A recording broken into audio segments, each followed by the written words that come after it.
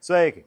Šīs plenārsesijas debatēs pievērsāmies pieaugošiem dezinformācijas, populisma un viltus ziņu draudiem, kas grauj sabiedrības uzticību un demokrātiskos procesus visā Eiropas Savienībā.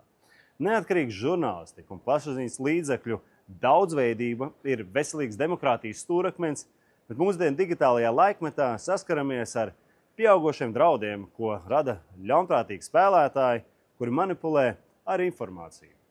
Latvija, tāpat kā daudz citas dalībvalstis, nav imūna pret apdraudējumiem, ko rada manipulācija ar informācijas telpu. Autoritāri režīmi, to marionetes, kriminālās organizācijas un indivīdi izmanto skaidru, saistošu noteikumu trūkumu kibertelpā, pamazām pārvēršot digitālo vidi par mežonīgiem rietumiem.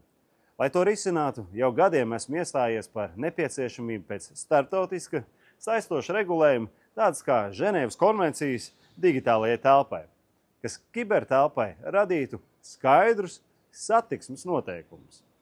Lai gan Eiropas Savienības esošās likumdošanas iniciatīvas, piemēram, digitālo pakalpojumu likums, ir slavējams, tās tikai daļēji risina problēmu. Mums jāiet tālāk.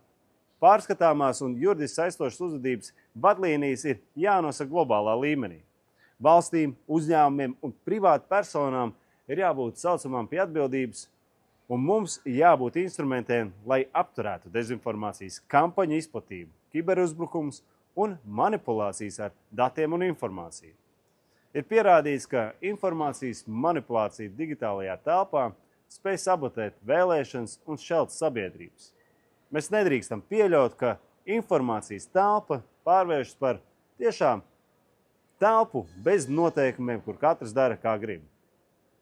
Lai saglabātu pamatiesības un aizsargātu mūsu digitālās vides integritāti, ir vajadzīgi skaidri un saistoši noteikumi. Un tas ir tas, pie kā Eiropas parlamentam un arī Eiropas institūcijām ir jāsāk strādāt arvien pamatīgāk. Par progresu šajā jomā es turpināšu jūs informēt un ceru, ka jau drīz būs arī skaidrs tiesiskais ietvers regulējumam. Tajā ziņā nosakot atbildību tiem, kas informāciju izplata, vai tas ir privāts uzņēmums, vai tā ir korporācija, vai tas ir indivīds. Jo tomēr ir vārda brīvība, bet nav melu brīvība. Paldies!